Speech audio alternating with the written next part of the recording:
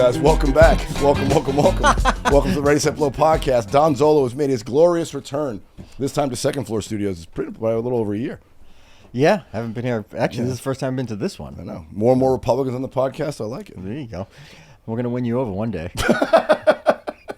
I like the fight for me. I think that's You like the fight? You want to be wooed? yeah. I think I'm like a hot chick at a bar. respect it. Show me your wares, buy me drinks. We were just talking about lesbians before this podcast got started, and now we're talking about wooing you over to the other side. So I got to tell this story because it's one of the weirdest dating stories I've ever had. I love it. Hot start. So I met this woman a few years ago, and we met on Bumble, and very attractive woman, and we're going back and forth bantering. She's like, I said, hey, do you want to go out Friday night? And she goes, I have my kid, but I'm going to be putting her to bed at 8 o'clock. And she goes, I know this is weird, but she's like, would you like to come over and we'll sit on my front deck and we'll have drinks? And I go, weird. That's not the best fucking date ever. I'm fine with it. She's putting her kid to bed, which means she's put out. Right. Yeah. Well, right? Come to my house. But I was just like, yeah, she's got a little kid, and she's aggressive. inviting a stranger over, like she's never met me. It's not, and I was like, aggressive. I like that. But I was like, I mean, you're not looking for a wife for the first time you meet a chick. So I was like, all right. Well, I go, yeah, if you're comfortable with it, I'll do it. So yeah, I'll bring the duct tape and the fucking rubber sheets. I sent her a message. I go, this is my full name. I go, do whatever homework you want. I go, a copy of your fucking license. Yeah, I go a newspaper so you know the date. I go, if you're inviting me over, I go, I just want you to. I go, I know the world we live in. I want you to feel as comfortable as possible. So I get there, and she opens the door, and she was very attractive in her pictures. She's even better looking in person. That rarely happens. I was like, I would say the reverse of men, and this is not a slight on women. But women are just better at taking photos and better at social media, so they look better in their pictures. Whereas men are terrible at social media and they look better in real life. That's on average. That's actually a reasonable... And maybe it's not a lot, right? Maybe it's 10, 15%, but on average. That's actually a reasonable explanation for it. Yeah. But, so I open the door. Oh my God, she's even better looking. Holy shit. This is great. I don't even remember what we got talking about instantly, but immediately... we're just laughing our asses off. I'm throwing out jokes. They're crushing. She has good retorts. I'm like... Immediately goes to Don. I'm throwing out jokes, crushing. I'm not going to lie to you. I was annihilating. Yeah. I was 7 minutes in, I remember being like... I should record this. I'm like, I can't believe how fucking charming I am right now. This is kind of something's wrong. This is a bit much. Yeah, something's off. So, anyways, we're laughing. And about, I don't know, an hour into it, she goes, so, I stalked you pretty good online. And she's like, I kind of know what you're about. Meaning she knows my comedy and kind of my worldview. And she goes, I'm going to be honest with you. I see the world completely different. And wow. I'm leaving out a couple of juicy details here. Holy shit. Okay. So she's like, I go, so, what's your situation? I go, you have a kid? Are you still friendly with the father? And she goes, nah, well, that's a weird one. She's like, I was married to a woman. I'm like, you're married to a woman? And you were married to a woman and now you're here with me? Whose kid is that? And she goes, right. So I'm like, she goes, yeah, I don't know. She's like, after a while, I just got so fed up with guys. I said, hey, let's just give this woman thing a try. And she goes, it was actually kind of fun. She's like, but I got to admit, she goes, it gives me a whole new respect for you guys. She's like, I don't know how you put up with us. She's like, it's a lot. And I was like, oh my God, that means so much to me. I'm like, finally, somebody gets me. I was like, you get it. What it's dealing romantically with the woman. I'm like, what? This is so it's funny. So now what's the thing with the kid? How'd you have a kid? And she goes, well, I had a friend that both of us, me and my wife, really respected, and we really liked this guy, and we asked him for a sample, and I just did it myself. I went online and figured it out myself. She turkey basted it? She turkey basted herself. Wow.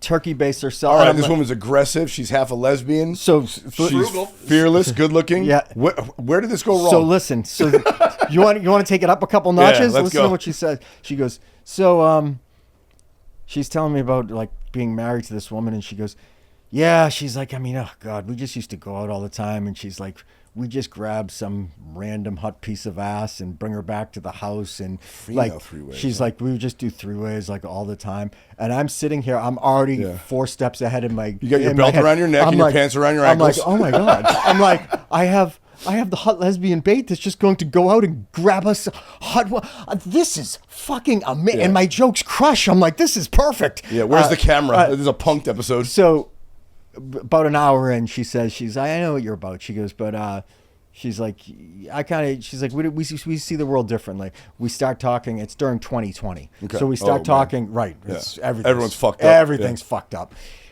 And the best way I can describe her side versus my side is we saw things completely different, but we each respected each other's views, could see where they were coming from, even though I would not agree with hers. And There she needs would to be not more of that in the world. I just disagree. It's like, but I don't dislike you. You know what I'm saying? And then it was like the disagreement in a weird way made the connection better because she's like, but you know what? She's like, I respect your view and I can see. And I'm you like, stand by your opinions, right? You know, this is great. So I'm like, this is progressing. And she goes, so did you vote for Trump in 2016? And I go, no. And she's like, you gonna vote for him this year? And I go, yeah. And she goes, you need to finish your drink and leave. Oh no, dude. And I was like, it happened that fast. Her exact, you can finish your drink, but you have to leave. She had you in, and then you thought I could be honest with this yes. chick. And then bam. Goes to show you, lie to women. I actually heard lie to women. Dude, I heard somebody they were like, yeah, they're like, you don't want the total truth from like somebody like on a first date or something. No. Like, because if you gave total truth on a first date, they're You're like, a crazy person. yeah, you're a lunatic. Yeah, you might have dodged a bullet there, though. I mean, there's got to be holes in this story. Like, there's a woman like this that you're describing, and you're just going to go and meet her on her porch, and that's going to be happily ever after. Like, there's got to be something else she's not putting out there. Randy, this could have been a fun month of my life. That is true. That is like, true. But I was just like, I just could not believe how fast it turned. You can finish your drink, but have you ever have done that to to go. a chick? Like she's said or done something, and she gave you like what the kids call now the ick. You're like, never mind.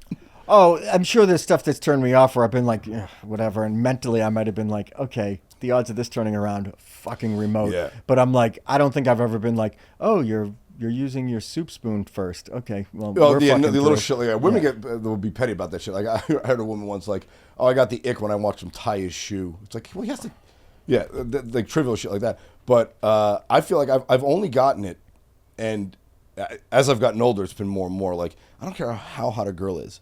If she says something that annoys me, or is like, mean, or mean is a fucking and which is out there a lot, right? Or like mean is demanding, like they think the world owes them something. It's just immediately, like if they're hot and they know they're hot and they're throwing it around, like fucking bullying the world with it. I'm like, nope, don't like it, don't like it. Yeah, bullying the world with hotness. Yeah, I mean, look at me. Why aren't you buying me drinks? I have all this, and I'm responsible with it.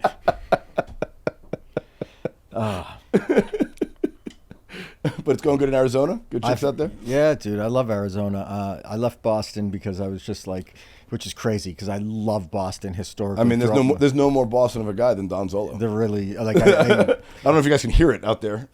I always think this is funny. I did this ad campaign years ago for Dunkin' Donuts with Julian Edelman, and they saw a clip of me doing stand up, and so they saw that, and then I came in for the audition, and they did the audition, and the day that we did the big project, that like the head of Dunkin' Donuts was there, and he came up to me. He goes, "We saw you stand up. We really liked that bit you did. It was awesome. We thought it fit perfect for us." They go, "But as soon as we saw your interview, your audition with us, we just shut it off." I'm like, wow, there's nobody more Boston than this fucking guy. And I was like, oh my God, Dunkin' Donuts said that about me. Yeah, you beat all 3,000 Boston comedians. I just thought that was I was like, what a sweet, like, that's like if Michael Jordan tells you you're good at basketball. Dunkin' Donuts tells you you're the most Boston. And there is, Dunkin', for those who don't know, is a very Boston brand. But it's like, I would say that, like, killing is great. But like if fucking Louis C.K. is like, hey man, that was good stuff. Oh yeah, right. I'd fucking lose my shit. Like the crowd, whatever. Like a lot of hacks trick crowds. Like, but you don't really trick a really like a top flight comedian. It's like, hey, it's awesome when you get the respect of somebody that's above you. I've heard. I've been told. I've been told. I said that. I basically said that line somewhere once. I remember. The respect of your peers is intoxicating. I've heard. Well, I like to say the opposite too, because fucking everyone's like, oh, that's a big thing now. Like, oh, it's popular. Like, you don't like it. It's like, just because things are popular doesn't mean they're of any quality. There's a lot of things out there that are shit, right. Like that are just popular. Dude, don't get me started on new music. Oh my God, we were talking about it last night on mushrooms. Oh God, I hate 99% of all new music. It just is. It hurts my feelings when I listen to it. All right, listen to this, Mike. Now, so for the listeners out there, we went to my buddy Ben's ranch down in Fallbrook. Shout out SplitRock Farm and Retreat. Go check that place out. And we ate a bunch of mushrooms, and we're talking, giggling about fucking everything and anything. And I'm playing the music, and Don's like, "Oh man, good songs in your playlist." I'm like, "Thanks." And he proceeds to tell a story about how, Mike, he went to a gym, and he's like in the middle of a fucking class, and one song comes on that he doesn't like, and he throws a hissy fit and walks out. It was two songs that came on in a row, but I had been there enough to know that I hate this guy's fucking music. And I'm not talking like it kind of annoys me. Like, I think new rap sucks so fucking bad, I can't even wrap my brain around it. So if you get an elevator that you don't like the music, do you get out and wait for the next elevator? How can I get out of an elevator? I'm not, Like, you just say, I'm just getting out the next floor, waiting for the next one, so they got a better song in it? I wouldn't do that. But I'm like... Like, how petty are you with this? Dude, it's like... I remember, like, I stormed out of there, like, 2 or 3 different times, and they kind of pieced it together, and they were like, hey, we'll change the music. And I was like, no, because I'm like... You don't fuck it up for everybody else. You don't fuck it up for everybody else. Yeah, I'm like, I don't want to be here, and I'm leaving. Yeah. But yeah, I'm like, I listen to new rap, and I'm just like, they fucking mumble everything. I don't understand it, and most of it, from what I gather, is about sucking each other's dicks and drinking Robitussin. And I'm like, yeah, especially with all the Diddy shit going around. Yeah, I'm not into it. That is one thing I will say that, not you mention it, like we were talking earlier about like things that women do that put you off, but I've stayed with women because of their music taste. Like, I dated one girl, like, when I first started comedy. She, like, such good hip-hop that, like... and she was much younger than me. I was, like, fucking 33. She was, like, 24. She was 12. She was 12. No, legal, Don. She was, like, 24. But she knew, like, underground hip-hop from my youth. I was like, you listen to Big L? She's like, oh, yeah, I got all the stuff. I was like, oh. Like, that literally kept me with her for, like, an extra 6 to 8 weeks. That's... Like, I was like, listen, I got to give her a shot. She's got some taste, That's it's like the opposite. I respect that though. Like, I mean, I can understand how that turns you on, so to speak. Like, you're like, oh, she likes to see. There's a level to her I don't know. That's cool. Like, it's always weird when you find somebody like that. I know you probably didn't know this chick very well, but like when you know somebody pretty well, and then you find out some glaring piece of their life. Oh, yeah, the big reveal. Well, yeah, but like it's like. I'm like good friends with Pete Lee, and like every now and then he'll drop something into conversation, and I'm like, excuse me for a second, that that doesn't make sense. And then like I'll pull at it, and I'll be like, you did what? Yeah. Like I had no idea that he had like a fighting background. Oh, dude, yeah, he's a pro skateboarding fighter. And then skateboarding was another. Then his act is like, what? Like the guy is like a wolf off stage and a sheep on, and I'm like, and he's funny, but it's just like the disconnect. It's like the range of his personality. Yeah, like the nicest human being in the entire world, and a fun time on stage. Oh boy, is the fucking like toughest guy ever. Yeah, he'll fucking kill everyone in the audience. But I remember Jeff Dye told me about that, and I was like, Pete Lee. Like I wasn't believing it. And he goes, yeah. And then I asked Pete about it one night, and it was just funny. I've told the story a couple times, but I'm just like, to watch him like talk about training and fighting when he was younger, and I'm sitting like to the right of him, and he's just staring straight ahead, drinking a shot of whiskey, and he's just like reflecting back, and I'm like, oh, this guy's fucking deep. You can tell. He gets like that Vietnam 1,000-yard stare. It was a 1,000-yard stare. He's like. And then he's like, my master trained me, 8 hours a day with this 19-year-old phenom. And, he's like, I was 14. He whipped me with a cane and I was messed up. Holy shit. Like, how? But I'm like, I've been friends with you for how long? And I've never heard like fucking 15 years. You know anything. That is a weird thing about making friends as you get older. There's a lot about people's past, especially in this fucking business that we're in. I mean, you meet a bunch of fucking weirdos who come from all walks of life. Like you meet someone like, wait, you were a cop? you sell drugs now. You're a cop, like shit like that. You know, like you had a family. It's like, oh yeah, I left them. Like what? And it is, you're all right too about the weirdo part of it. There's a significantly higher weirdo population in comedy than society. Yeah. Where do you put yourself on the comedy weirdo spectrum? Do you think you're more or less weird than the average comedian? I think that I'm not like an outwardly appearing lunatic, but I'm like, I think we can all agree I'm a little. I think we've all come to terms. But I'm, you know, like it's not normal for someone to throw a temper tantrum because someone puts a song. Oh on yeah, like, you know, I got my thing. That is one thing I think a lot of comedians share: weird boundaries that no one else would consider. Like what? Like, you know, like I said, I hate self checkout. Music, like there's certain things like I'm not doing that. Like I'm not doing that. Right. Like, you just put your foot down. Like this is the most meaningless thing. So to answer your you know question, here's what I hate: when the waitress, like if you're at a restaurant and the waitress comes over, is everything okay? Yeah, and you know. You ask for the check, and they come give you the check, and then you put the check down, and they go run the check, and they come back. It's 3 trips. I just hand them the credit card. Yeah, it's like, hand them the and people card. are like, "That's rude." I'm like, "No, it's not." In my head, this is best for everyone. Yes, it was great. Here you go. Yeah, save a trip. I'm not tipping her any less. She's walking less steps, right? Turning the table over faster. Shit like that, like weird things that other people wouldn't even consider. You know, I'm like, I have so many weirdo things like that in traffic. It's fucking bananas. I got a whole protocol that other people have to do when they cross the street in order for me to not think they're a piece of shit. Oh yeah, you got to give the wave or the high knees, right? I'm like, if the light's changing, you want to fucking the fake run. Yeah. Give me I'm like, I need 2 of the 3, or you're dead to me. Yeah, I need a crosswalk, I need hustle or a feigned hustle, and I need a wave. Yeah. And I'm like, if I get 1 of the 3, I'm like, you're a fucking piece of shit. If you let someone in and they don't give you the fucking, it's like kill that guy. Right. like that guy.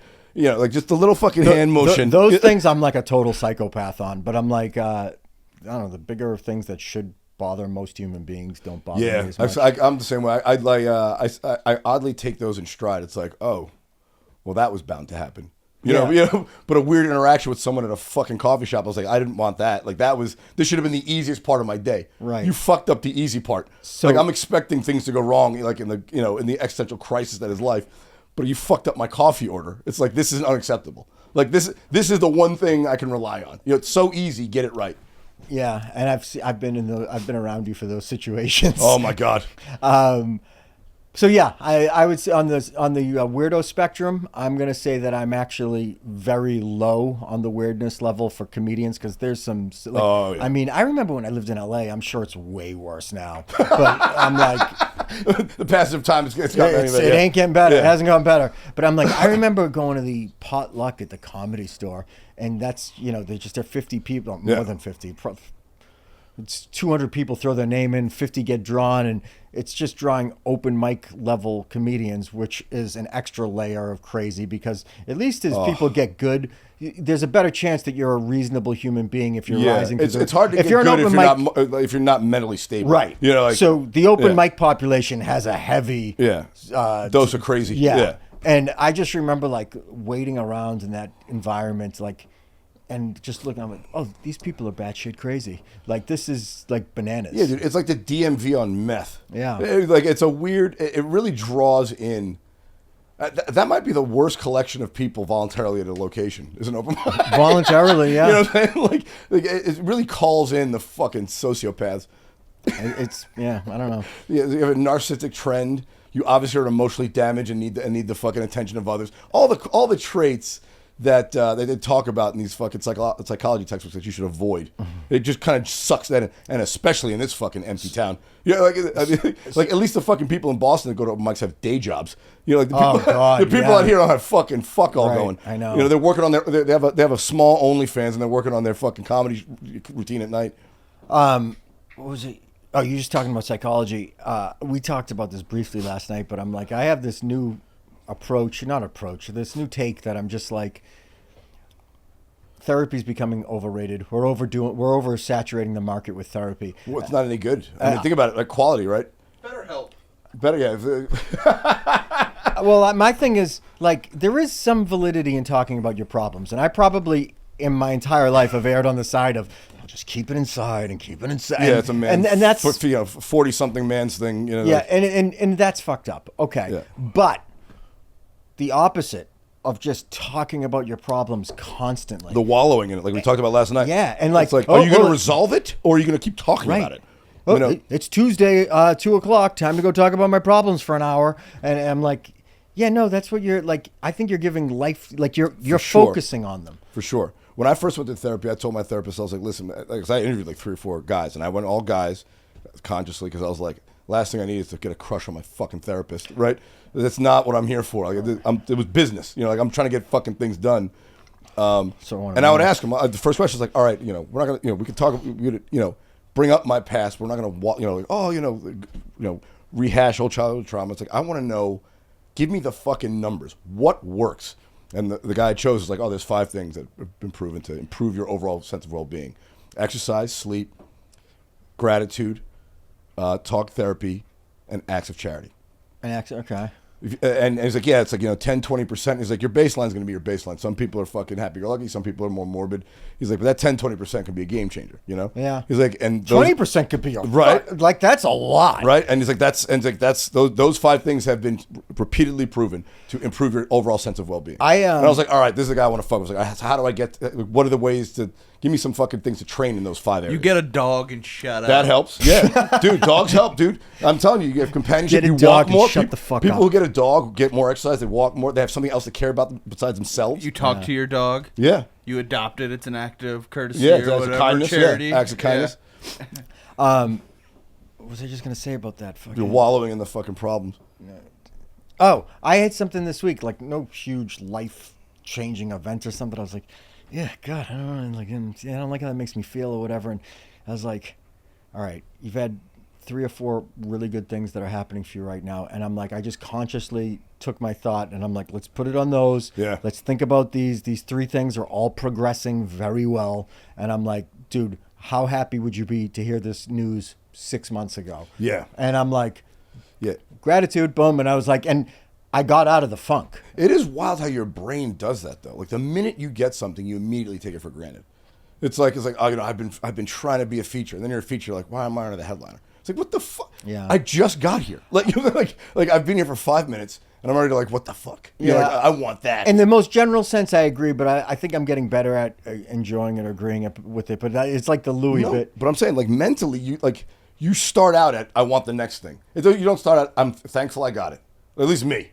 You know, I always dwell on the problem instead of like what's not going wrong. Mm-hmm.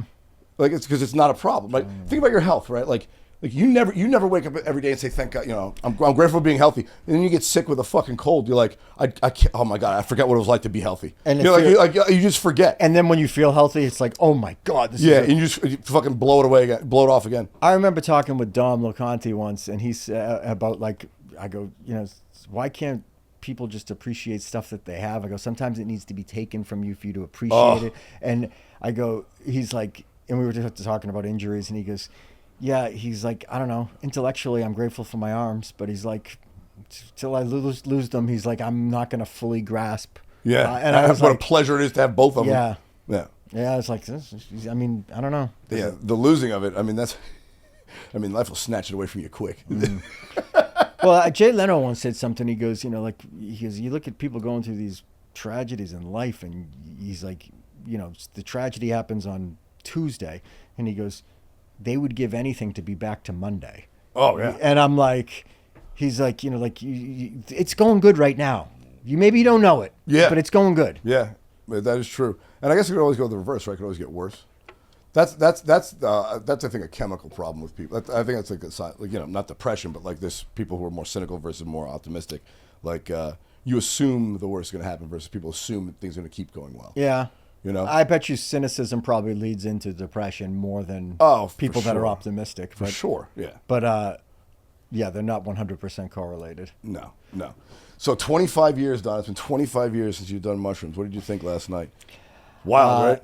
It really, it really takes a hold of you. It does, and I was like, I still don't feel right. I'll tell people out there right now. Cowabunga. Yeah, I am. I mean, we are, you know, sober, but it's not the same as it was before I went up there. So went down there. Going into yesterday, I had done mushrooms 7 times when I was in like college, and The way I describe it is I'm 5-2. Yeah.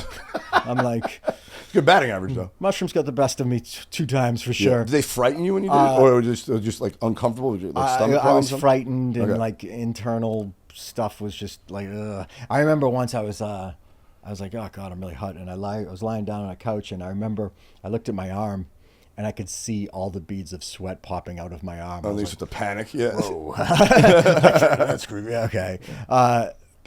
So I had a good time last night. Yeah, the ratchet up, you were a little like, oh shit. Yeah, like- yeah, there's a little bit of fear, but like, oh no, this isn't so bad. Once it like, you know, I also knew once too, the parachute opened, you're like, all right, I'm not. Oh, once the it's a parachute- soft landing yeah. on this. You're falling out of the fucking plane. and for a I while. also knew that I was like, These guys have done it. Yeah. Yeah, and I'm also like, we're gonna banter. It's gonna be fun. And it was, but I'm just like, you don't want to do that and be around the wrong people. Oh, never, dude. Yeah. I'm not one of these guys like fucking. Let's go to a concert and do this. Like, what the fuck? Yeah, dude? like I I thought wanna about be that. I was outside like, with 4 people or less. if You know I what I mean? if I had to be around like society and like one, just worry about looking like a weirdo, and then I'm like 2, just constantly analyzing everything. Yeah, I was want like, them all yeah. to go away. The one time I tried to do it in public, I ran out of the Hollywood Bowl and had some different friends pick me up on the Good. street. It's good, I was like, dude. I'm out of here. I can't. Fuck, yeah, exactly, man. I wouldn't even Didn't attempt even make it. it to the headliner. It's just Yeah, I gone. wouldn't even attempt it, dude. I wouldn't even attempt it. And I would say, Don, I was saying last night, like, I don't know if I've had a bad trip. I mean, I've had frightening ones, but there's something about those. Yeah, you said that. I like something that, about it. Like, it's like it doesn't always give you what you want, but it definitely gives you what you need. You know, like it's one of those things. Like you might think you're like shit's going well in your head, like, oh, it'd be fun to have some mushrooms. And you eat them, and it's like, nope, there was something way down there. Well, yeah. And then you might be fucking, depressed out of your mind. And you eat them, you're like, what was I worried about? Like, that was so trivial. Like, you don't know what direction it's going to take you. But I always know you're coming back. I'm going to come back. Like, so I haven't come back yet. So I never worry about that fear. But it's like I feel like it's good that I still get a little nervous every time I take them. You know what I'm saying? That's part of the thrill. Like, dude, if you were bored going on stage, you wouldn't do it. Yeah. You know what I'm saying? Like, there's like when I first started comedy, you were nervous to go up. Now nerves are just anticipation reframed, right? Like now I anticipate going. It's like, just put me up there. Like it's the same feeling in your body. You fucking get jittery. Like you want to go. Yes. Like, and for me, that's how mushrooms are. It's like I don't know what's gonna happen, but I know it's gonna be good by the end. Like it was worth it at the end. I remember listening to some interview, and Bruce Springsteen was basically, somebody was like giving their description of going on stage, and they used all these, I forget what the adjectives were, but like they listed like 5 adjectives, and it was all about like, oh my God, I'm so nervous going up there. And then they interviewed Bruce Springsteen. He had the exact same adjectives, and he was like, I'm just so excited to get Yeah, up exactly. there. That's exactly. And I was yeah. like, yeah. they're the same I'm words. Buzzing. Yeah, I'm buzzing, and instead of being nervous, I'm excited. Yeah. That's it. You just change the frame. I don't know how I feel about I'm hooked on going on stage. Like I mean, when I don't go on stage, the best thing. I get like, It's the best thing. It's the best thing. It's the only thing. That like it's just you're in that moment every time. But like, but I have to say, it's like, it's not like I'm necessarily like, I don't know how to say it. It's not like each spot is like, oh my God, this is it. I get to go on. No, but I'm like, if I don't, it's a problem. yeah. But it's always fun too. Like if I do a new place, it'll be like new nerves. I like I that. always It's like, ooh, get- I like that. I was like, oh shit! Like you feel like it's my first time. Like I just did Atlanta, and I'm like, oh, I haven't done Laughing Skull. It's like, oh man, I hope I don't bomb. It's like I've been doing this for fucking 7 years now. I know what I'm doing, and like I did great. I was like, but like, oh, it's a new place. I don't know. Dude, I like that. I still do that. Like Yeah. if I perform in a new club and I have no clout with them whatsoever, Yeah, you're like, I'm like, hope I don't blow this. Yeah. hope this goes well. And I'm like, there's usually enough reliable gems that I'm like, it's not gonna suck. Yeah. But it still doesn't stop me from feeling like that. Yeah, exactly. I'm like, Well, it's because you're new to them. Like it's Yeah. not like you've been in that space 1,000 times. You've killed in that room. It's like this would be my one chance to show them, and everybody hates me, and I'll never be back here again. Like it's like kind of a one and done situation. yeah. Yeah. But 25 years back in the saddle. I would like to talk about some of the real gems that came out of last night. I mean, I think the top of the list wasn't even a comedian who said it. There's one that I think might even be too dirty for this podcast. Oh no, we're talking that one. You're good with that one? Oh yeah. All right. But let's start with what I want to be my opener from now on. I already know what you're going to say. A friend of ours. I won't say her name unless she doesn't want to be talked about. But a non-comic, and she just walks up and goes, "All chairs should be couches." And she just, out of nowhere, we fell apart. She's all chairs should be couches. And then Ben was like passionately on board. I need to be convinced. But I was like, and we just kept coming back to it. But it really should be.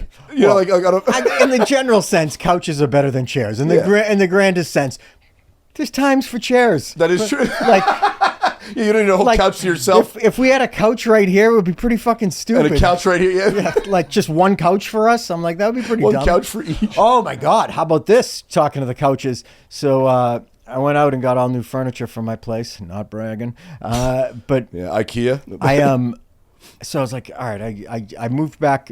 I moved into a new apartment, and I was like, all right, I'm just gonna furnish with all new stuff. Nice. So I get back to like an empty apartment when I arrived in Arizona, and I'm like, all right, let's just go fucking furnish it. I'll sleep on an air mattress for the first night, and we'll figure it out. I just type in furniture store near me, and it pops up this store. It was called The Bazaar, and it was like pretty close to my house. And I go, oof, all right, let's go. So I shoot over. Sounds like a Turkish wet market. I open up the door. The second I opened the door, I was just like, this place is expensive. I'm like, I don't know why. I'm like, it's just Yeah, we live expensive. in Scottsdale. You thought you could afford something? I was like, this is going to be an issue. And what do you got in the way of air mattresses? I'm like this. Immediately, this saleswoman walks over to me, and she starts giving me like the background of the store, and all of our furniture comes from Italy, and we custom build it for each piece with this, and it's designed. And okay, I'm like, yeah, this thing gonna be cheap. I'm like, all right. So I'm looking around. I'm like, there's no price tags, which is automatically putting me to restaurants with no prices. I'm like, you know how places will be expensive when they don't lead with the price. When they start talking about features and not what good couch, $499. If it's going to be reasonably priced, it starts with the price. If it starts with a line of bullshit, and the longer the bullshit, the bigger the price. Well, so you know what I'm saying? So we're gonna actually, you know the number now, so we're only gonna have one guess. I am gonna tell you. So I'm talking with this saleswoman, and I said to her, I was just like, all right, let me throw out a question just so I don't look like I look foolish in this store or whatever. So I said, so it's all custom made? Like, you don't sell any of this stuff? And she goes, no. Well, actually, she goes, we are willing to sell floor models. She goes, and you could actually get a discount on it if it's a floor model. I go, okay. And I see this white couch across the way, and I'm like, how much for that couch? Now, I'm going to preface this with, this is an outrageous number. Like, I heard the number, and I was like, I want to laugh in her face, and I want to but I'm doing my best to hold it in. What do you think an outrageous price for a couch would be? $12,000. $70,000. Yeah, dude. She goes, that one's like 70,000, and I was like, I go 70,000, and she's like, yeah, 70. And she goes, I mean, it's the floor model. I mean, we could work with you. I mean, I don't know, probably get it to you maybe in the 40s. And I'm like, oh, she just shaved 30 grand right off the top. So I got two. By the way, I just did this. I got two. It's not two. Well, I told you last night, for 70 grand, I better come every time I sit on that couch. And even then, it wouldn't be worth it. Yeah, well, maybe every time. Well, if it cleans the cum itself. Yeah. No, like if I sat down and hadn't had an orgasm, it still wouldn't be worth it. But if it was a self-cleaning couch, it cleans your cum stains for you. Still, dude. I mean, I beat off for free now. Beat off for free. I'm not paying for porn. 70 grand a couch. All right, there were some other good ones. Do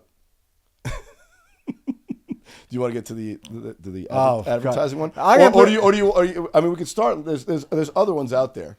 I mean, there's. I'll put you this way. Yeah. I'm kind of like, I got no problem talking about just about anything. I'm like, wow, you want to put the advertisements one on the podcast? Absolutely. That wouldn't even be close to the worst thing I said on this podcast this week. Okay. All right. Go for it. All right, we'll tackle advertisements. So I saw this thing online, and it hit me so good and so funny. Somebody just wrote something like, just remember this: you can't spell advertisements. Visualize the word if you can. You can't spell advertisements without semen between the tits. So if you look at the spelling, it gets to TI, then it's the word semen, then TS. And I looked at it and I was like, oh my God, wow, like this genius that cracked this code. And so, like, and I fucking pipe up and go, because that's what it's about. just this It's about coming on tits. Like I'm talking. So that's what it's about. I'm like, really? That's what life is about. I think you guys took me wrong though. It wasn't about what life's about. Advertising is. I mean, it's just it's advertising. It's all coming between this. They want. Hey, if you buy this product, you too can come on a hot girl's tits. I mean, that's really what they're telling you. You're gonna be the man if you buy this fucking gadget or whatever. It's really what it's about. I don't think you explained it that well last night. No, because I had no control of my words or thoughts. I was laughing at you because I go, really, Randy? That's what life's all about. And I was so enthusiastic about it. Yeah, like that's my point. I was just like, you heard it. You're like, that's what it's about. It was so stupid. It was great. It was great. And I think my personal favorite, and I want to try this on stage. And let me ask Mikey the question. So I was thinking about this on mushrooms. We got into a little political talk, of course, as you do when you're on heavy psychedelics. And I asked the group, I was like, who do you think is the last guy to come on Hillary Clinton's tits? My favorite part about that question was I answered it reasonable without thinking it was a crazy. I go, well, I'd have to think it would be Bill Clinton. Yeah, you didn't question the question. You and I was just went right to the answer. Like 30 seconds later, I'm like, Randy, that's a really fucking weird question to ask. So, Mike, who do you think is the last person to come on Hillary Clinton's tits? It's got to absolutely Bill. It's got to be really Bill. Because you got to think about this. Let's say I'm willing to bet that has been done. He has done that with her. Ooh, that's a good question. Do you think anybody's ever come on her tits? She was married to Bill Clinton, of course. I'm betting she would trade out anything to Bill for whatever she wanted. Like, oh, you want to come on my tits? Fine. Make me Secretary of State. Oh, yeah. Good point. So power movement. Yeah. And I don't think that, I could be wrong. I don't think Hillary Clinton was ever fooling around behind Bill's back. So I feel pretty safe with my answer, Bill. Yeah, she seems very asexual to me. I mean, we know Bill is a very sexual man, but she seems cold, asexual. Yeah. Very cold. How many people are racing out to pursue that too? You wouldn't come on Hillary Clinton's tits? I would do it for the story. I wouldn't go out of my way to make it difficult. So, Hillary. You swipe right on Bumble on Hillary Clinton. Yeah. Oh my God, Hillary Clinton. I match with. That's fun. Oh my God, I match with How Hillary far Clinton. across Los Angeles would you drive to come on Hillary Clinton's tits? Because I wouldn't go over the hill. Let's be even Don, as a staunch conservative, has to admit for the story she's got some power. She's like, Don, I can get you a cushy job. And for the story of it, you do it. Yeah, of course. Your Tesla would kill you on the way home before you told that story. That is true. You do risk life and limb because if you come on her tits, I don't think you live long. That's the thing. The guy who came on her tits might be dead. It might be that Seth whatever guy, that fucking that journalist they killed. Oh God. I never even thought about that last night when we were. Gotta distract them somehow while they're hacking the car. Exactly. Hacking the car. Oh yeah, they like cut the brakes, didn't they? Something like that. Oh, did they? Yeah. Well, that's the rumor out there. Because I thought he was the guy that got stabbed. I forget. Who knows? There's a long list. Here's a good question. How many people do you think she actually killed? What's the over under? I honestly have no idea about this. Like I know there's some list out there. These people died. It's mysterious. I'm like, okay. Before Mikey looks it up, over under 20 people. Do you think she's been involved in 20 murders? The list is like 40. Oh wow. The list is in the 40s. I'm pretty sure. Wow.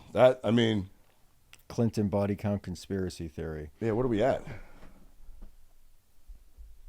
Dude, that's kind of a cool conspiracy though. Like, it's better than like being like, oh, Michelle Obama's a woman. It's like, Hillary Clinton killed 40 people. It's like pretty fucking badass. As far as female this politics. list is kind of stupid though. Like Kobe Bryant's on this list. Kobe Bryant.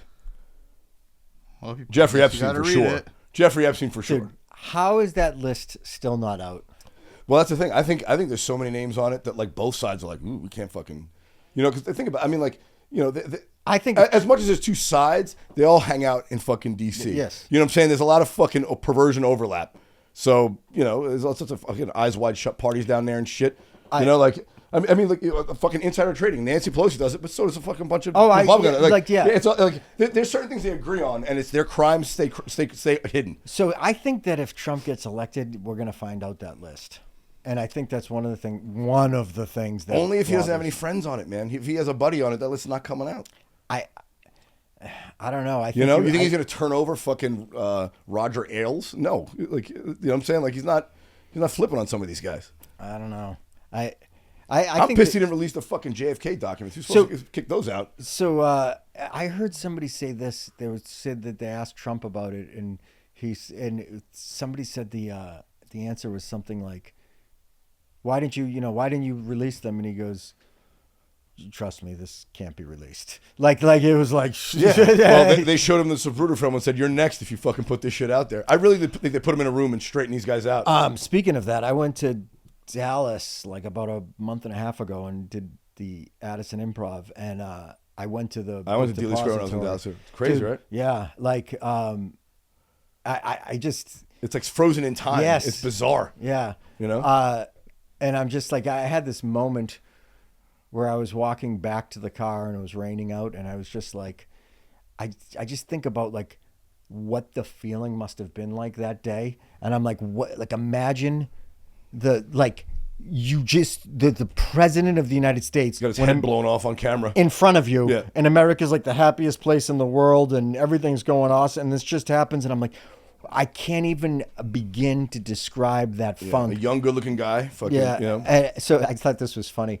And I would like to acknowledge these are very different events. I was talking with Pete Lee that night, and I was telling him, I was just walking the street, and I was thinking about that feeling. And I'm like, I go, you know when like big groups of people get together and like some sad event happens, and I go, like, I remember when Aaron Boone hit the home run against the Red Sox.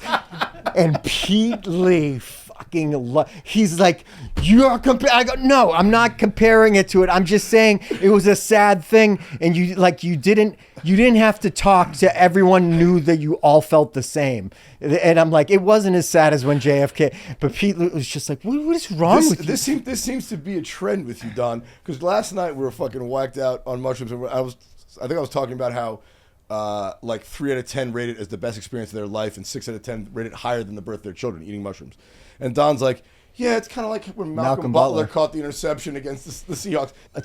I'm like, that Malcolm, but I think about that, and I'm like, that is, I would be so shocked if anything ever happens in sports that makes me happier than that did, because I've heard this phrase, it's called the velocity of happiness. And basically, I was on the despair, euphoria, I was right here. Like, what's the goal? And then, like, I can't believe they're going to lose the Super Bowl. My stomach's like, I want to throw up. And I'm just like, I'm a lot better about dealing with sports at this point in my life. But even then, at that point, I would be like, well, this means I'm going to be sad for the next 2 months of my life. Oh my God. And then I'm like, a breakup.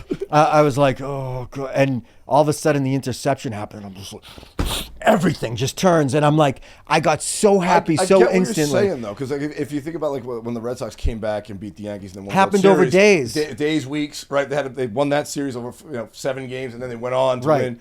So yeah, like, it's just from a fucking resounding loss to an immediate win. Yeah, I get what you're saying. And on the biggest stage. Yeah, like it was just, and then like, you know, I was very anti-Seattle that year. Like, just Richard Sherman was pissing me fucking off. big mouth. Yeah, like I'm just like, shut the fuck up. But that's also a ploy, right?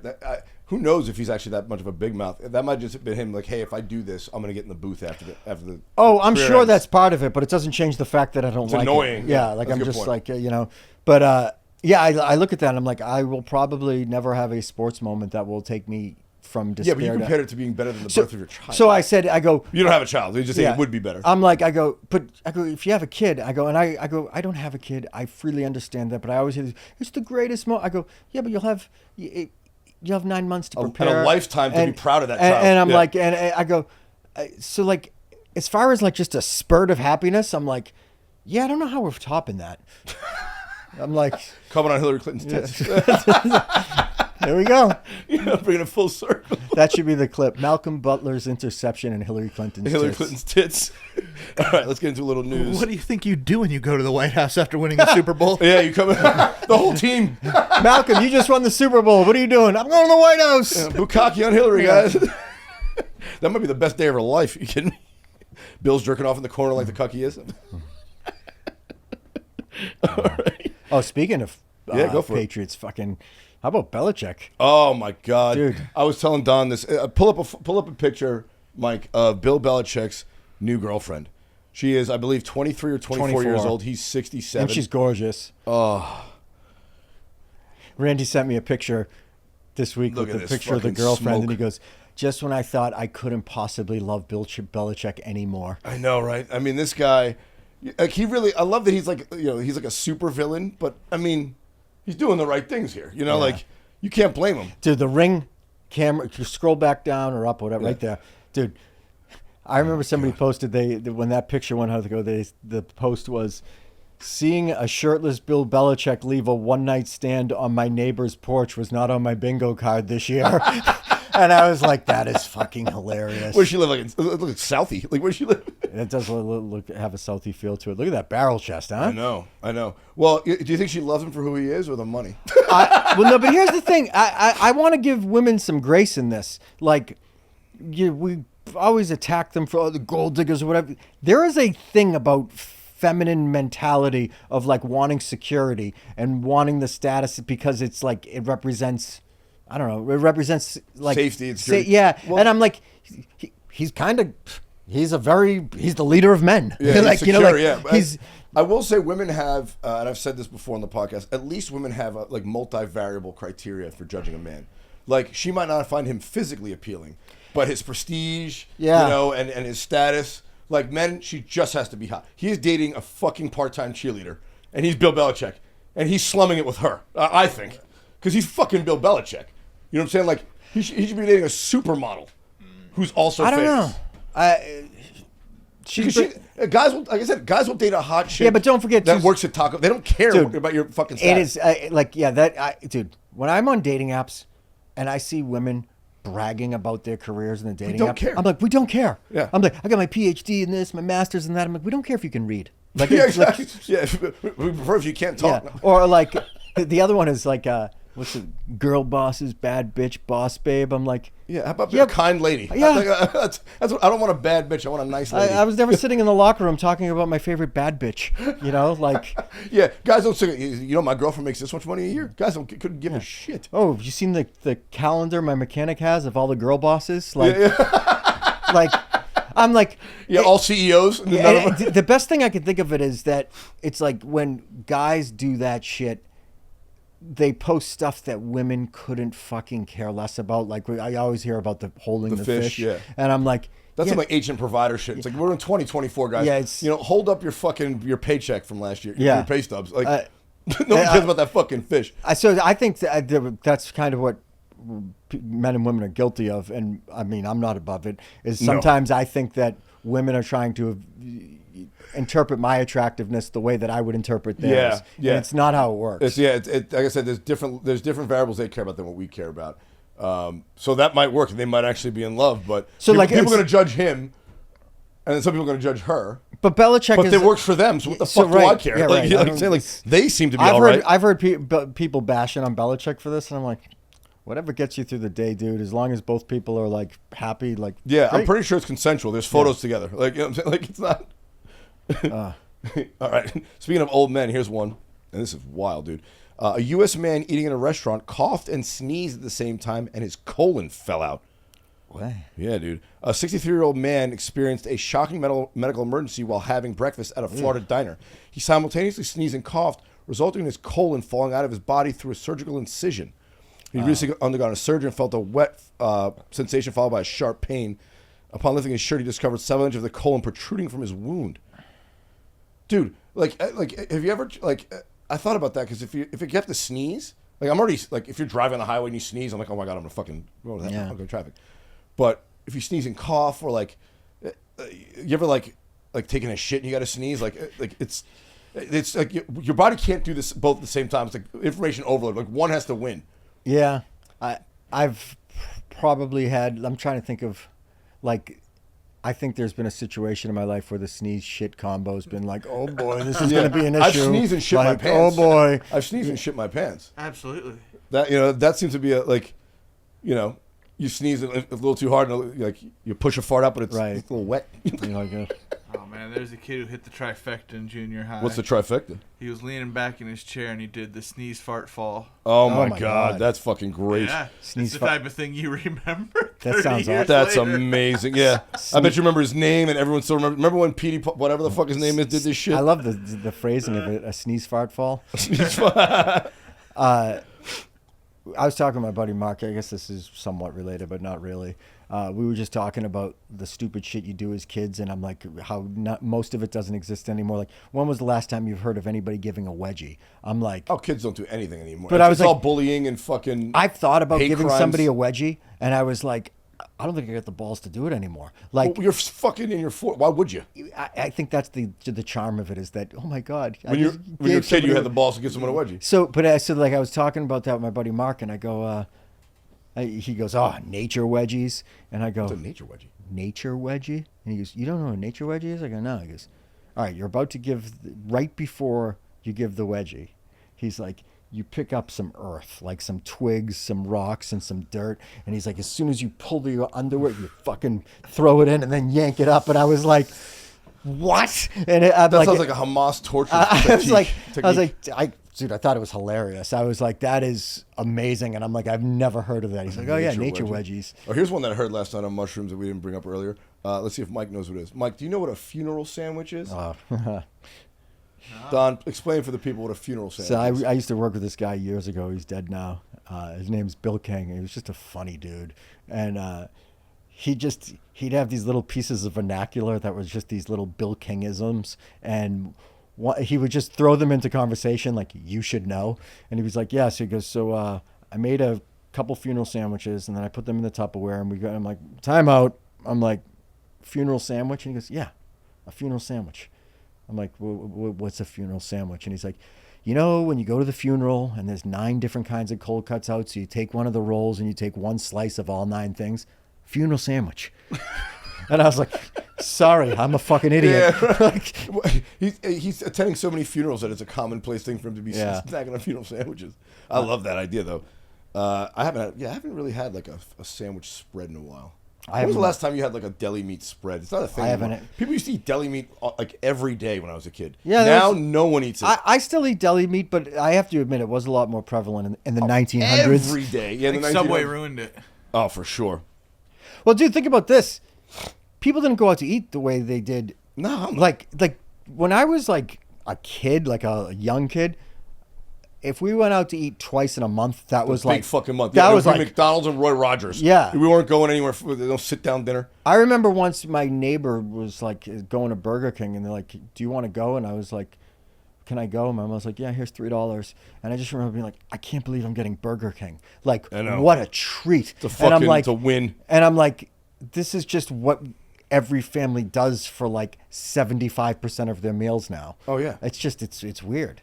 I mean, it's, people's time has been so fragmented. Like, who has time to cook for their kids? Those like rats. Well, here's the thing, and this is why the bitches need to get back in the kitchen. Like women going into the workforce, yeah, great, they're making more money. Which, by the way, have you noticed that the cost of living has gone up so much over the last 40 Infinitely years? more, yeah. And it's like, oh, because when you double the labor force, you don't just drop wages by half; they go by more. So it's like, in some weird way, even though there's 2 parties making money, you're just not making as much as you were with the first person. But I think about like women being taken out of like the home creates the need to buy more fast food. Oh, for sure. I'm like, because Or childcare. How about that? for sure. About 20 grand. Dude. Yeah, well, Jeff and I were talking about this as it relates to COVID. Like, there's one thing all corporations can agree upon is getting rid of small business helps them. Like staying in the lockdown longer hurt mom and pop, burger chains, and both fucking Burger King and McDonald's love that. They'd rather compete over the 2 of themselves than the 2 of themselves and 10,000 other motherfuckers. Right. They just wiped all that shit out. And they all, like, oh, we'll split the pie. Now we split the half bigger. Like, there is it's a fucked real, up. there is a real problem. Like the things that are getting big are getting too big. Oh, yeah. Like, yeah. It's weird. Speaking of big companies, listen to this, dude. So a man sues Apple for $5 million after his wife found deleted texts that he sent to escorts.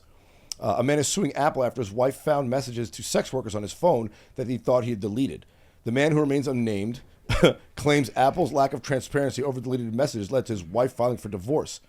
His wife discovered the messages on the family's iMac computer. The man states, if you are told a message is deleted, then you're entitled to believe it is actually deleted. He believes that if his wife hadn't discovered the messages so abruptly, they might have still been married. He's suing for $5 million in damages and legal costs. Now, here's a question. Do you think he has any claim on this? So the first part of me says, dude, you did the thing. So you were cheating. That's not on what him. he's suing for. He's not saying I didn't cheat. Right. I know. So he's saying if it weren't for your fucking policy, I wouldn't have gotten caught. yeah, and it's I also think it is weird that like you delete something and it's not deleted. Like Yeah. But It's deleted from that device. yeah, I don't know. To be honest with you, I think there is a leg to stand on in that, but Yeah. I'm like, I got to side with him on it. Like, not because I'm encouraging his fucking adultery, I but am. because he bought a device that was supposed to do something and it didn't do it. And now it's causing pain. And look, let's be honest, she'll get her fucking piece of that. Oh, You know yeah. what I'm saying? Like there's no way he settled the divorce already and now is suing. Does And that even if he be- did, they reassess it. They reassess Can it. that they? become a Yeah. class action suit for every breakup that ever has It should. happened for It fucking should. guys who had girls creeping in their phone? It should. Your phone should be protected from your partner.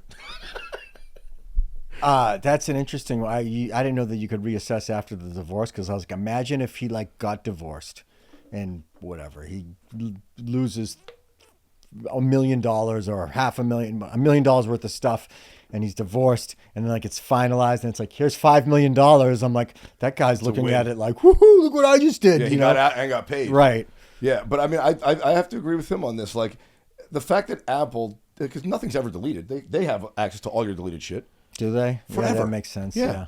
There's nothing. I remember when I watched the thing. It's a and privacy they said, issue, not they said- his morality issue. I watched the thing on like 60 Minutes, and they said like when you would put documents in a photocopy machine, they're like the images, they stay there. No shit. And they're like, I'm like, think about how many people have like photocopied shady shit at the I photocopy library. my cock at the office all the time. I'm kidding. they're like, unless it's forensically wiped or something like that, they're like, That makes sense. It's They in save there. the image and rescans it out. I think it's a privacy issue. I mean, look, it's a shitty thing to do, but listen, marital troubles exist whether or not fucking laptops did. The fact that your laptop is not securing your data, that's really what this is about. Yeah. This guy is a fucking, as a data protection fucking case, I think. I mean, his wife, she should be, he shouldn't blame Apple for his mistakes, but he should definitely blame them for breaking his privacy. yeah, You yeah. Although you did say class action suit. I mean, where will these lawsuits end? Like, I mean, it'll just be Yeah, bananas. well, marriage makes sense because he did suffer damages and legal costs. But if you just break up with your girlfriend, it's like, fucking. Oh, then you could say, oh, it was sad for 2 months, and fucking. That is true. We do live in a way too litigious society. Yeah, I could be crazy on this, but I'm like, I feel like I'm not hearing about lawsuits as much. I'm No, not saying, they're going around. Are they? Oh, yeah. Which, by the way, ever since I moved to Arizona, and since I've come to LA, I've seen some of these. Dude, Arizona is flooded with accident attorneys. The billboards are Oh, like yeah, the Hammer, everywhere, or whatever his name And is. I'm like, and some of them are the same ones in LA that they're right in Arizona. Big I'm business, like, dude. I'm like, dude, this is bananas. Like, It's big business scare tactics. Yeah, I mean, it's a fucking shakedown. We were talking about that last night. Somebody has to pay, so they just starts firing letters and racking up legal costs. People are like, well, it's cheaper to settle than to pay legal costs. So it's a straight up old style mafia shakedown. Dude. It's like if you pay us $5, we won't break your windows. It's like, well, what the fuck? Yeah. Like, I mean, that's really what they're doing. yeah, okay, you know? it really is. That's really what's going on out there. Here's the last one, and this one is really going to ruffle your feathers. New York City holds a quote-unquote Fat Beach Day to create an accepting environment for plus-size community members, a space for them to be themselves, as it says. Fat Beach Day events are appearing across the United States, aiming to create spaces for plus-size community to gather, including one in Saturday in Far Rockaway, New York. We're going through something culturally that is impacting us on an every day and on an individual level and a systemic level. Whenever I hear the word systemic, I hear a line of bullshit coming. Yeah. Jordan Underwood, the event organizer, told The Guardian, "We're really trying to open up a space for people to be themselves." Open up the space. There's another one. Are they doing the work? Yeah, I mean, but like, it's a public space. There's really nothing stopping anyone of any weight to go to the fucking beach. Was it closed to heavy people before? It's people looking for a problem. And the system, like I said, whenever I hear systemic, I immediately like, I all check right, out. Line of bullshit. Coming from either side, it's like this systemic problems. It's like, Describe you can't just say systemic.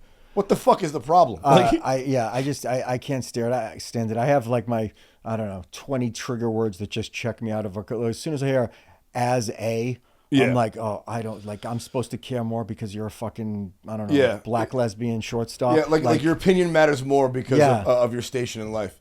You get the fuck out of here. No one says, as a rich person, shush, the rich are talking. Yeah. It's like, what? When the shoe's on the other foot, it doesn't really fit. I'm like, or like, I hear marginalized. I'm like, just shut up. I don't want to hear it. I don't want to hear it. Like, we're all got our fucking problems. We're all dealing with shit. I was thinking about this recently, and I was talking to a friend, and I said something about, like, I go, and I'm not getting booked at this place, and blah blah blah, and I go, and I was trying here, and I was frustrated, and I go, I'm gonna be real about this. I go, if I was black, if I was gay, I would absolutely at this point think that I'm not getting booked because of those things. It is clearly not the case. Like, or do you think because you're white? I mean, because no. I not remotely. And I will bet like everything that it has nothing to do with me being white. But my point is, it wasn't because of my color or my sexuality or whatever. They're just not booking me, and it was frustrating me. But I said to my friend, I go, I have no doubt that if I was black, if I was gay, I would absolutely chalk this up to people being racist or, homophobic or so. I go, I absolutely would. Why would you? Is it like why? Because I'd be like, why the fuck aren't you booking me? Look at the fucking, be like, really? I can't go in and do that, like. Yeah, but I feel like it's so hard this day and age because we have made progress. Like there's black CEOs. It's not like but my point is, I remember being like, I would absolutely connect this to being that, and it's not. Do you know what I'm saying? Yeah. So I'm like, but you can say that today about being a white guy. You don't have a Netflix special because you're white, and they're only giving it out to trans. So there's anybody can say that anytime. I'm not getting this because of some other reason. Maybe I wasn't getting it because I'm white. I'm like talking you into it. But listen to this. The article goes on to say, in the 2000s, there was a strong anti-fat, intense cultural swing that really parallels what we're going through right now, highlighting that people are more accepting of fat people over the size 12. Do you think there was a anti-fat thing in the 2000s? I think it was probably for the first, 35 years of my life. Dude, I think all of life, people liked thin people until recently. Yeah. Until the last, because people were more thinner. Update: people still don't want to fuck fat people. Oh yeah. I mean, but that's not true. There's chubby chasers out there and shit like that. It's a kink. It's a kink. It's not a norm. No, I know, but I'm saying, but it's also not. We also have more overweight people in the United States today than ever. So it's not like it was pull up a picture of the 1920s at the beach. You will not find a single fat fuck there. You see a lot of people in wool suits in the water, but you will not see anyone fat in the water. You won't see a single ab there either, though, on chicks. I know. Yeah, I know. Well, no one's lifting weights, but they're all lean. They're all slender people. It is crazy. Even I've seen the pictures of the beaches in the 70s, and it's like there's not an ounce of fat on these people. Yeah. Well, I think you have to be kind to overweight people, but you can't encourage them to be unhealthy. I'm not gonna. You know what I'm saying? That's kind of where I draw the line on this. I mean, it's hey man, you can live whatever lifestyle you want, but I hope you take care of yourself. I feel bad if you're getting made fun of over it. And actually, dude, I used to be fat. It's being made fun of for it sucks. Shame, but motivates. But it motivates. Yeah. I did something about it. Yeah. And I'm not fat anymore. Yeah. I'm not going to celebrate your bad choices. I'm not. Yeah. I mean, I don't know. I got plenty of fat friends. But I'm just like, I'm like, yeah, be a friend, whatever. I'm like, it doesn't mean that you shouldn't treat yourself like that. Yeah. Yeah. Well, it's weird. It's kind of weird that you have to celebrate someone for their sexuality, which is, I think, born with, or their race, which they're born with. But you're supposed to also celebrate them for their bad lifestyle choices, like you said. So when are we actually going to say you shouldn't be doing that? Right. Where's the line where you're like this is wrong? Well, I mean, think about how much we enable drug addicts, and I'm like, what is wrong? Where's the line? Yeah. What are we not celebrating? Boundaries here? Yeah. When are we going to set a boundary that's reasonable? Anywhere. It's fucking bananas, dude. Anywhere. That's why. was joking with you. It was like, we should set up a safe space for bigoted people. To just go in and where they can go and live their true, authentic lives to themselves, and be safe in the knowledge that they can speak among their community. They can their community. I think it's called a clan rally. They can go over their lived experience. Yeah, their lived experience. When I hear lived experience, I'm like, shit, as opposed to what? Like the 6 months you were a coach? Like, yeah. I mean, this is fucking. Well, my favorite is, it's my truth. I'm like, no. I like the truth. The truth. Yeah, I prefer the truth. The truth. Yeah, it's your opinions and your experience. Yeah. It's not your truth. There's the truth and your experience. Yeah, they're two separate things. My truth, your truth has people chopping their dicks off and jumping in a bubble bath. Hey, I'm a girl. Like that's what happens when you have my truth and your truth instead of the truth. I'm also aware enough to say sometimes two things can be true at the same time. Absolutely, yeah. There's a lot of partial facts masquerading as the full story out there these days. For sure. I mean, like that I think is the real downside of the news media nowadays. It's, fake news stories, yada, yada. I think what's more important is the stories that they're not telling you. Yeah. They just leave out. Lies by omission. Yeah, there's a lot more of that going on than actually publishing a truly untrue, like an untrue statement. A lot of just, we don't like that story, fucking shelve it. Yeah. Shelve it. You don't hear any of this shit. Or just misleading people with, stats. Like, if there's anything we've discovered is that stats can be manipulated any way you fucking want. Right. You massage them enough. Yeah. It's fucking. I mean, they do that baseball games or fucking basketball games. Like, how many times have you seen Tom Brady has thrown only 42 touchdowns and one pick in the fourth quarter with 2 minutes left in this stadium? It's like, what the fuck does that mean? He was playing different teams. He was in Giant Stadium. He was playing the Jets half the time. Like, it doesn't matter. Like, he's not playing Eli Manning. He was playing the Jets mostly in his division. Yeah. This is manipulated stats.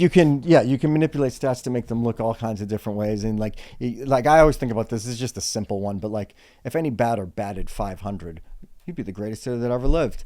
And I'm like, Larry Bird played one college baseball game. He went 1 for 2. And I'm like, so now he's also the best baseball player of all time. Is he the best baseball player that's ever lived? Like, I mean, like, you could statistically put that argument out there. Yeah, I mean, what's his name? Mike Vrabel has thrown like 5 passes, 5 touchdowns. He might be the best quarterback of all time. Right. Perfect QB rating. Yeah.